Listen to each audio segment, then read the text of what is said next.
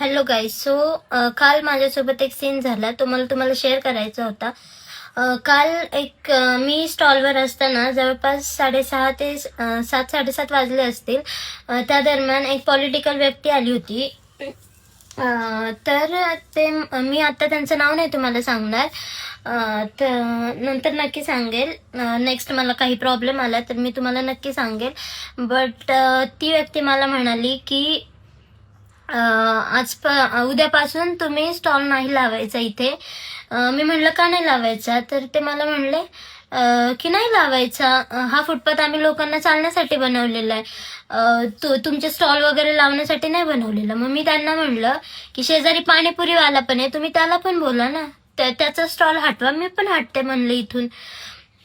हटवा. तर ते मला म्हणले की ते जुने लोक आहेत, आम्ही त्यांना नाही हटवू शकत. आता जे तुम्ही नवीन बिझनेस आले ना, त्यांना सगळ्यांना आम्ही हटवणार आहे. आणि कोणी नाही तिथे, फक्त मी आहे, जे मला 4 महिने झाले टाकून, आणि अजून 1-2-3 दिवस झाले एक मुलगा आलेला आहे, बस तेवढाच आहे. आणि आम्ही जुन्या लोकांना नाही हटवू शकत. म्हणजे मला कळतच नाही हे काय लॉजिक आहे की. आणि 2 वर्ष झाले त्या पाणीपुरीवाल्याला लावून, आणि ते म्हणतात की ते जुने लोक आहेत, त्यांना नाही हटवणार, तुम्ही हे लॉजिकच मला कळलेलं नाही. जुने लोक आणि नवीन लोक, मला सांगा, आपण जेव्हा स्टार्टअप करू तेव्हा आपण नवीनच असू ना, तर आपण एक्सपिरियन्स घेत पुढे जाऊ, काम करत जाऊ, महिने आपण काम करू, वर्षानुवर्ष आपण काम करू, तेव्हा आपण जुने होऊ ना. का आपण उठलो आणि लगेच जुने झालो असं आहे का? आणि त्या लोकांनी पण कधीतरी स्टार्टअप केलंच असेल ना, तेव्हा ते पण नवीन असतील. आता त्यांना 2 वर्ष झाले म्हणून ते जुने. साहेब जाऊ द्या, म्हणजे पप्पांनी शांततेत त्यांच्यासोबत घेण्याचा प्रयत्न केला की जाऊ दे बाबा, रिस्पेक्टेड व्यक्ती आहे. आणि मी पण त्यांच्याशी शांततेतच बोलत होते की तुम्ही त्यांना बोला वगैरे म्हणून, त्यांचा स्टॉल हटवा वगैरे असं. तर पप्पा त्यांना म्हणले की जाऊ द्या साहेब, लावू द्या, मुलगी करते तर करू द्या, गरीब आहे आम्ही वगैरे असं पप्पा बोलले. तर ते म्हणले नाही इथे काही चालणार नाही वगैरे, असलं काही चालणार नाही इथे. तर पप्पा म्हणले मुलांना जॉब नाहीये, काही नाहीये, काय करायचं मुलांनी वगैरे असं पप्पा त्यांना म्हणले. तर ते म्हणले ते काय आम्हाला सांगायचं नाही, आम्हाला काही घेणं देणं नाहीये, ते तुमचं तुम्ही बघा, पण इथे स्टॉल लावायचं नाही उद्यापासून. तर मी बोलत होते पण पप्पांनी मला बोलून नाही दिलं ऍक्च्युली. पप्पा नसते तर मी डेफिनेटली त्यांना बोलले असते, बट पप्पा होते त्यामुळे मला जास्त काही बोलता नाही आलं. बट ठीक आहे. तर मला एवढंच सांगायचं होतं, म्हणजे मला तुमच्यासोबत शेअर करायची होती ही गोष्ट. आणि हा व्हिडिओ जेवढा होईल तेवढा शेअर करा, कारण मी न्यू आयडी ओपन केली आहे आणि माझ्या आयडीवर जास्त फॉलोअर्स नाही आहेत, जास्त व्ह्यूज येत नाहीत. ठीक आहे, कारण आपली नवीन आयडी आहे, मी बिझनेस पण नवीन ओपन केलेला, मला ओपन करून आता 4 महिने होतील. सो आणि मी तिथे 4 महिने माझे कष्ट एवढे, मी स्वतः एकटी सगळं हँडल करते, मी स्वतः सगळ्या गोष्टी करतेय. 4 महिने झाले मी तिथं मनापासून कष्ट करतेय, आणि ते येऊन डायरेक्ट मला म्हणतात की उद्यापासून तुम्ही स्टॉल नाही लावायचा. ठीक आहे, मी ऐकेन, पण मी असं म्हणलं नाही की मी ऐकणार नाही वगैरे काय, मी दुसरं काहीतरी बघेल, दुसरा स्पॉट बघेल. पण तुम्ही त्यांना पण बोला, जे भाजीवाले बसतात तिथे, पाणीपुरीवाला बसतो, तुम्ही त्यांना पण बोला ना, तुम्ही मला एकटीला का टार्गेट करताय, एवढंच मला त्यांना म्हणायचं होतं. बट मला पप्पांनी बोलून नाही दिलं म्हणून मी तिथे शांत बसले. बट हा व्हिडिओ जेवढा होईल तेवढा शेअर करा आणि माझ्या आयडीला सपोर्ट करा, एवढंच मला तुम्हाला सांग.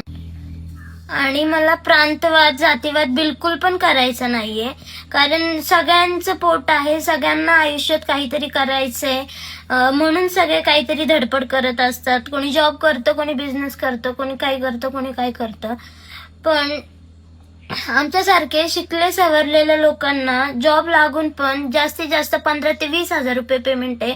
एवढ्या पेमेंटमध्ये आम्ही कसं भागवायचं आणि काय करायचं, एवढंच मला विचारायचं होतं त्यांना.